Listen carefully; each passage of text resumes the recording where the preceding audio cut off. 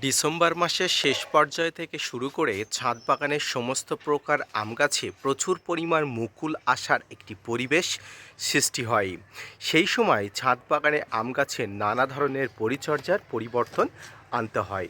Hello friends, welcome to my channel. দেশ এবং দেশের বাইরে থেকে যারা আজকে আমার ভিডিওটি কন্টিনিউ করেছেন, প্রত্যেককেই gardener TRIPS with Kamal YouTube চ্যানেলে স্বাগতম। তো ফ্রেন্ডস, আজকের ভিডিওতে আলোচনা হবে অত্যন্ত গুরুত্বপূর্ণ একটি বিষয় নিয়ে। সেই বিষয়টি হলো আম গাছ। আম গাছে এই সময় কী ধরনের পরিচর্যা করবেন, অর্থাৎ এই সময় কিছু কিছু আম গাছে আপনার মুকুল এসে গেছে, আবার কিছু কিছু আম গাছে মুকুল আসার জন্য উপযুক্ত পরিবেশ সৃষ্টি হচ্ছে। সেই সময় আপনার আম গাছে কী কী পরিচর্যা করবেন, কিভাবে সার প্রয়োগ করবেন, এই সময় আদৌ কী কী সার প্রয়োগ করা যাবে, কী কী ভারী মিশ্র খাবার আপনি দিতে পারবেন, কী কী সার দিতে পারবেন, লিকুইড স্তরে আপনি কী কী খাবার দিতে পারবেন, তাই নিয়ে থাকছে আজকের ছোট্ট উপস্থাপনাটি। না স্কিপ করে কন্টিনিউ করুন।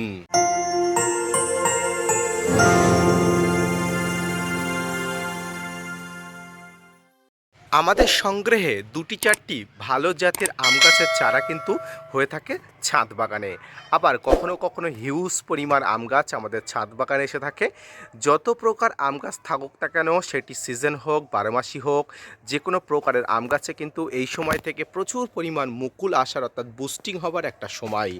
এই সময় যদি আপনার আম গাছের মাথাতে আপনি দেখতে পাবেন একটি মোটা আকারের কিছু, অর্থাৎ এখান থেকে কিন্তু মুকুল আসার জন্য একটা পরিবেশ সৃষ্টি হচ্ছে।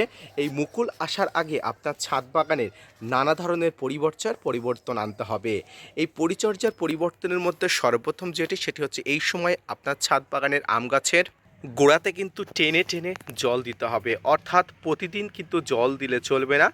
জল দেওয়ার জন্য আপনার ছাদ বাগানে আম গাছের উপযুক্ত ব্যবস্থা করতে হবে এবং গাছের গোড়াটা যেন অবশ্যই শুকিয়ে যাওয়ার মতো অবস্থার সৃষ্টি হবে। তারপরে কিন্তু গাছের গোড়াতে জল দেবেন, কারণ হ্যাপাজার্টলি গাছের গোড়াতে জল দেবেন না। এই সময় গাছের গোড়াতে হ্যাপাজার্টলি জল দিলে গাছে কিন্তু মুকুল আসার সম্ভাবনা অনেক অংশে কমে যায়। 7 থেকে 10 দিন পর পর ছাদ বাগানের গাছকে স্ট্রেচ দিয়ে জল দেবেন। অবশ্য জল দেওয়ার পরিবর্তন অবশ্যই আপনাকে করতে হবে যে সময় মুকুল আসবে। মুকুল আসার আগে আপনার ছাদ বাগানের গাছগুলোকে স্ট্রেচ দিতে হবে, যে স্ট্রেচের দরুন ছাদ বাগানের গাছগুলো প্রচুর পরিমাণ মুকুল আনবে। ডিসেম্বর মাসের শেষ পর্যায়ে থেকে জানুয়ারি মাসের শুরুতেই আপনি দেখবেন আপনার ছাদ বাগানে গাছগুলো কেমন ঝিমিয়ে যাওয়ার মতো অবস্থা হয়েছে।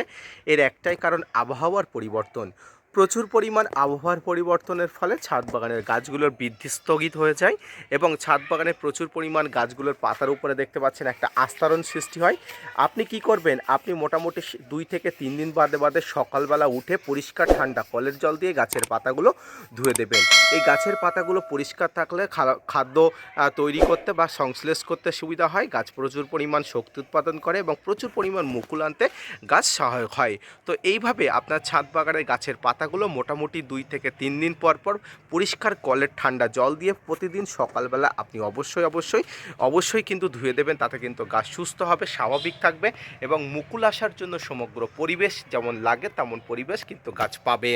সুপ্রিয় দর্শক মণ্ডলী, এই সময় ছাদ বাগানে গাছের গোড়াতে অনেকে খাবার দিয়ে ভুল করে ফেলেন, অর্থাৎ এই সময় ছাদ বাগানের গাছের গোড়াতে কোনোভাবেই খাবার দেওয়া যাবে না। এক কথায় বলা যায়, ছাদ বাগানে এই সময় গাছে জল এবং খাবার উভয়ে দেওয়া যাবে না। সেটি তরল হোক, সেটি রাসায়নিক হোক, সেটি মিশ্র খাবার হোক, সেটি রাসায়নিক খাবার হোক, কোনোভাবেই খাবার দেওয়া চলবে না। তবে একেবারে যে কোনোভাবেই কোনো খাবার দেওয়া যাবে না এমনটি বলবো না। আসুন এবার বলে দিই কোন কোন খাবারগুলো আপনি দিতে পারবেন এবং কোন কোন খাবারগুলো আপনি টোটালি দিতে পারবেন না। কি ভুল করলে আপনার ছাদ বাগানে আম গাছে প্রচুর পরিমাণ মুকুল আসা বন্ধ হয়ে যাবে। সুপ্রিয় দর্শক মণ্ডলী, এই সময় ছাদ বাগানে আম গাছে আপনারা অবশ্যই ফসফরাস এবং পটাশ জাতীয় খাবার যোগান দেবেন। ফসফরাস এবং পটাশ ছাদ বাগানে আম গাছে প্রচুর পরিমাণ মুকুল আনার জন্য পরিবেশ তৈরি করে। ফসফরাস এবং পটাশজাতীয় খাবার যোগান আপনার জৈবভাবে, রাসায়নিকভাবে উভয় প্রকার দিতে পারেন। আপনার ইচ্ছা মতো আপনি সাপ্লাই করতে পারেন।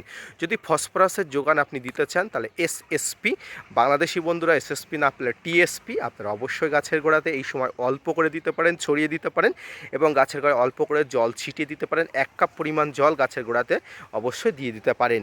এবং যদি পটাশের চাহিদা যোগান করতে চান, অবশ্যই পটাশের পরিমাণ আপনারা কত পরিমাণ না জানলে আপনারা জৈব জৈবভাবে গাছের গোড়াতে কলার খোসা দিতে পারেন, পেঁয়াজের খোসা দিতে পারেন। রাসায়নিকভাবে দিতে চাইলে এমওপি অবশ্যই গাছের গোড়াতে দিতে পারেন, এবং গাছেতে স্প্রে করে পটাশ দিতে চাইলে এসওপি অর্থাৎ 0050 আপনারা গাছের গোড়াতে অবশ্যই দিতে পারেন। তো সুপ্রিয় দর্শক মণ্ডলী, এইভাবে ফসফরাস এবং পটাশের যোগান ছাদ বাগানে আম গাছে অবশ্যই দিতে চাইলে আপনারা অবশ্যই দিতে পারেন। তাহলে কিন্তু আর কয়েক দিন পরেই কিন্তু এই সমস্ত গাছ থেকে প্রচুর পরিমাণ মুকুল আসবে, গাছগুলো প্রচুর মুকুল আনানোর জন্য প্রস্তুতি হয়ে থাকবে, গাছের শিকড় প্রচুর ভালো থাকবে এবং পটাশ এবং ফসফরাস গাছের রোগ মুক্তি এবং মাটিতে প্রচুর পরিমাণ গাছের শিকড়ের বৃদ্ধিকে সহায়ক করে তুলবে। সুপ্রিয় দর্শক মণ্ডলী, এইভাবে ছাদ বাগানে প্রচুর পরিমাণ খাবার দেওয়ার পাশাপাশি প্রচুর পরিমাণ আপনাকেও একটা জিনিস প্রয়োগ করতে হবে, সেটি হচ্ছে পিজিআর।